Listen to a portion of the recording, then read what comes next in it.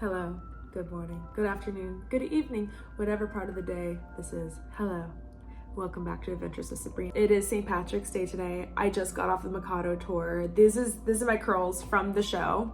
I just use them for my bangs because they look really cute. I have been getting a lot of information mixed up and muddy, and for the sake of continuity and for storyline with this vlog, I wanted to make a video formally saying what this huge contract is that I've been talking about. So that's what this video is. This is just gonna be me talking at the camera for a while. I am going to be a main stage performer on the Disney Cruise Line. I'm gonna be on the Disney Dream for the rest of the year, and that is the contract that I've been talking about. I am still shocked that it's happening in the first place. I've already been through all the onboarding stuff, which has been a lot. I leave for that this Saturday. And I'm just like, this is wild. This is just wild. This is crazy. I don't know what's going on. I don't know what's happening, but we're here for it. So I thought, just for today, I'll tell you about my audition story with this, because I've seen other people talk about their audition stories and I just wanted to share mine. I'm gonna go back a few years. We're gonna go back to 2019, I think, 2019. I had a friend and she was playing princesses doing birthday parties and stuff. And I thought that is super cool. Like, princesses are in my wheelhouse. I have the voice for it. I have the look for it. And there's a few princesses that I can play realistically. So I'll audition. I auditioned for them and I got in, but I was an understudy for the other girls. So I wasn't really put in the forefront. So I didn't really get to perform until the pandemic happened. During the pandemic, my boss reached out to me. It was probably July 2020.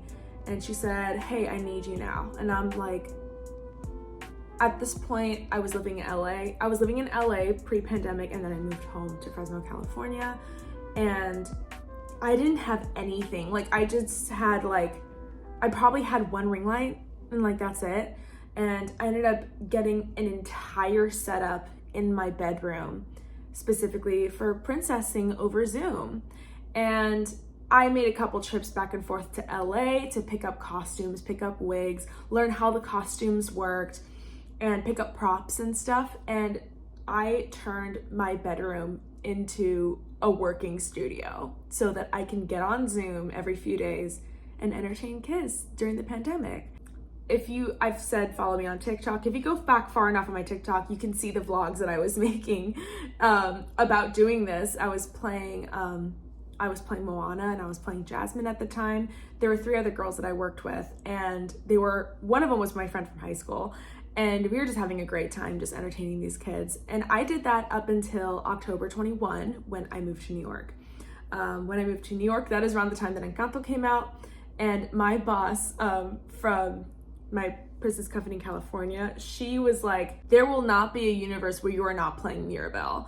And at the time I had the short curls and I had the rounded glasses. So they were like, you have to play this character. So I ended up working with another company here in New York City. I was hired to play Mirabelle, but not only was I wasn't doing Zoom parties anymore because the world had kind of come back at this point. So I was using the company's car to drive around in New York City dressed in princess costume to go to kids' birthday parties, entertain, and then drive back. It was just completely different than what I'd been doing before. Before, it was a lot more laid back. I put on half the costume. I turned on my lights, did my sound editing, and then entertained for 30 minutes and then just turned it all off. But this time I was taking the extra hours to drive to and from these parties, which is what I signed up for initially. So it was just a completely different experience. But not only that, we were doing, we would call a princess ball, and it was where a bunch of princesses from all over the East Coast came to different locations, and we would go to different hotels around the East Coast and perform for 200 kids, massive amounts of children. And there were I think the most princesses I performed with was probably 13. We had everybody there, and we would do these huge galas. I'd call them galas for my friends, so they kind of got it, but we would call them princess balls. And there were some times where I was usually Mirabelle during these, and I was running around the length of a large wedding-sized hotel ballroom, running in circles, singing Family Madrigal. And it was probably one of the more insane performances I've ever done. Look here on the YouTube, it's there. And you know, I was doing this, but then Encanto kind of fell out of the realm of popularity. So I ended up playing Belle, and I played, oh my gosh, who did I play? I did Mirabelle, I did Belle, I did Moana a couple times, but she wasn't really popular anymore. Yeah, I actually think it was just those two. Yeah, now that I think about it. So I played those two girls. And then I started doing more theatrical shows here in the city. I ended up doing a production of Cinderella, which I was so thrilled for because I know in the princess world I would not be cast as Cinderella.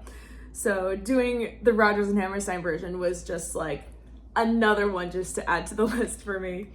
So then soon after that, I ended up leaving the company because I kind of felt like my princess days are behind me, and I wanted to do more full productions, and I wanted to do more work along the lines of what I actually want to be doing, which is productions and acting performances and that kind of thing.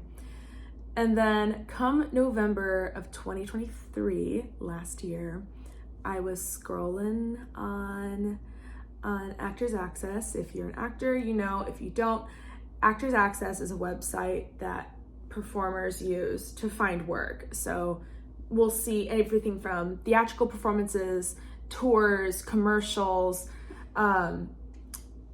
like a web series, anything that you can think of, you're gonna find it on Actors Access.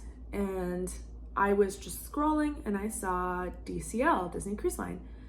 And I saw DCL and I saw they're looking for main stage performers. And I was like, you know what?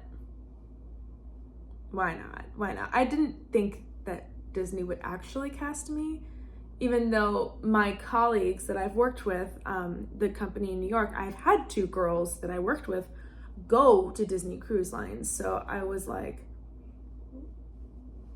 I know, might as well. So I just submitted. And after a week, they sent me an appointment. And I thought, oh God, okay, we're doing it. So I got this audition, it was on a Wednesday. And I texted my friend Jen, and my friend Jen, lovely girl, I adore this woman. She works with me in catering, and I had just met her right when she got off of Disney Cruise Line. So I texted her immediately and I asked her, dude, what am I singing for this? Like, tell me what to do. And she said to sing The First Time in Forever from Frozen. And she said, like, it's still ridiculously popular. And like, I know this, I've been in the princess community for the last several years. Like, Frozen is never gonna die. It's just not. So I thought, okay, I'll sing For the First Time in Forever. It's great in my voice. And they're not going to cast me as Anna. They could, I don't think so, but you know, it's just getting an idea for what my voice sounds like. I have that princessy sound, but I also lean classical. I do some operas, so I sound more like the more classical princesses than the newer ones. So I go in, no. So I prepare that, and the day of the audition, I had an early morning shift, and I had to meet my coworkers and help set up a coffee cart, and then I was gonna go to my audition. So I warmed up at like 6 in the morning for this. And I did that, and I just stayed warm the entire day. My audition was closer to like 11:45 in the morning. I got there, I got to Open Jar, I changed into my dress, and everyone was so nice. Like, everyone was so nice. I was shocked by how nice everyone is. Because sometimes you go to auditions, and the people, they just, and you put on, you learn to grow thick skin, and you learn to figure it out for yourself and do what you need to do. But I go to this audition, everyone's just so sweet. So I sang For the First Time in Forever for the panel, and they were lovely. They let me sing it more than once, which is an auditioner's dream, especially after working a shift, warming up at 6 in the morning, working, and then rushing over to audition. And then they called me back immediately, and they called me in for, I don't know if I'm allowed to say the characters that they called me in for, but they called me in for multiple characters, and they gave me a dance, and they gave me some music and sides to learn. I was like so shocked, and I like learned this choreography, and then I practiced it in my kitchen, like literally like right over there. I was just shocked that it was happening. I'm like, oh my God, it happened so fast. So I think I had to go in 2 days later, and that day, 2 days later, I had a double shift. I had to work a full shift in the morning, working out with one company, one catering company. I went to this audition in the middle and I had like an hour to spare afterwards. And then I had another catering company with a completely separate thing the next evening. So I packed a suitcase for the entire day. I had all of my catering outfits and my audition fit, my book, and all of it. I just packed a suitcase. I looked like I came from LaGuardia. Again, I warmed up at like 5 in the morning. I stayed warm and I did my thing. And then I went to the audition and I like changed into my outfit. I wore a dress that I wore for a show. I just did the production of The Baker's Wife, a very minimalist production. And it was like a cute little like, it's like a pencil dress a little bit, and it had like little like a pleated level under. It was super cute. It was really cute. And I wore my Luduca boots. Such a cute look, especially very on theme for the characters that I was auditioning for. And I go, and like there was like 3 people there. So like everyone there was called back. I go in and I sing my songs, like 3-4 songs that they had me do. We did the scene and I just went for it. I just did full melodrama, all of it, because it's Disney, why not? And then they had us go back into the room, and then in the holding room they ran the dance audition, which I was like, all right, cool, whatever, like, you know, you see everything. We ran it a couple times, and I remember, like, me personally, I love dancing. I felt so fantastic after that dance audition. I was like, yeah, I got it 100% easy. And they were like, okay, well, you're now in the system. When you audition for them once, they have your information on file and they'll call you when they need you. She's like, it could be in a couple weeks, it could be in a couple months, it could be in a year. Just keep auditioning if you never hear from us, but we have all of your information. Thank you so much for preparing all the material. You all did a great job. Looking forward to potentially working with you. And I'm just like, sayonara, because it's the life. That's just what happened. That weekend, I had a 3-4 shifts in a row working another catering company. And I was working this, a pop-up for a Vino in Soho. And it was the end of my last shift. I think it was on a Saturday. I think it was December 16th specifically.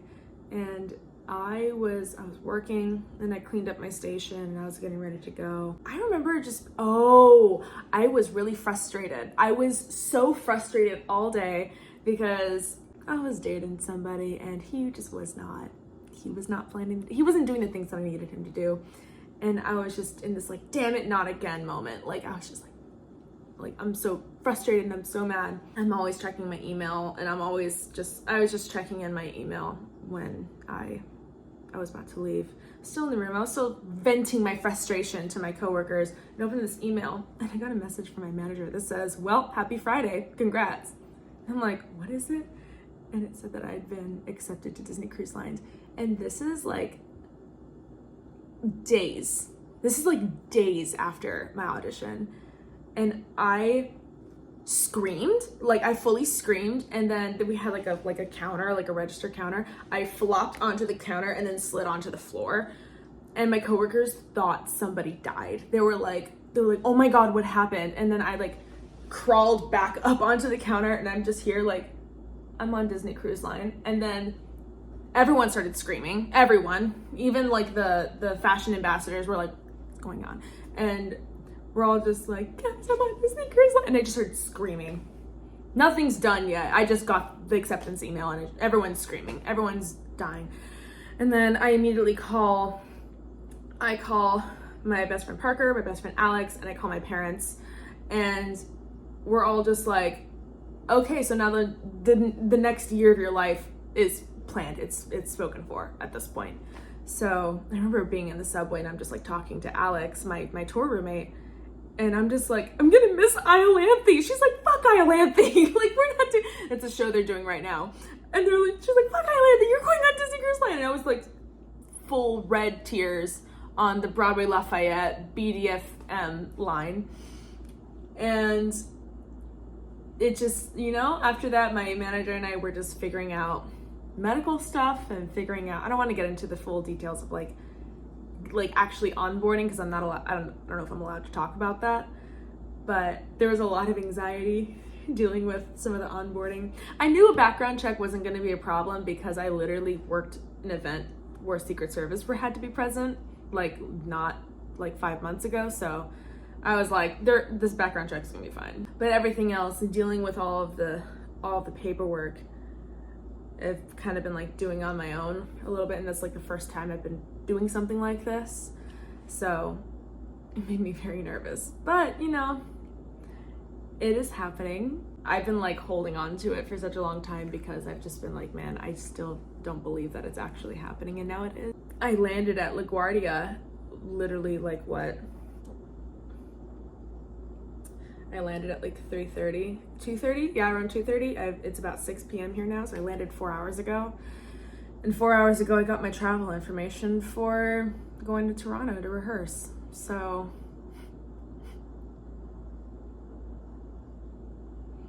it's just been one thing onto the next this whole year, and it's only March, and God, I don't believe I get to live this life. I do believe it because I worked hard for it. I worked very hard for a lot of people, including myself, and many other people have worked very hard for where I am right now. So I'm very, very grateful for all of this. So that's my Disney audition story. Thank you so much for watching. I really appreciate your patience with me, and I appreciate all of you who've been watching this. The story is going to take a dramatic turn in the next couple weeks.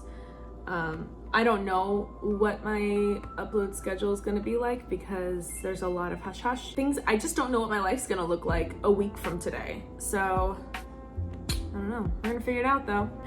Thank you so much for watching. I really appreciate you sticking around and following my story.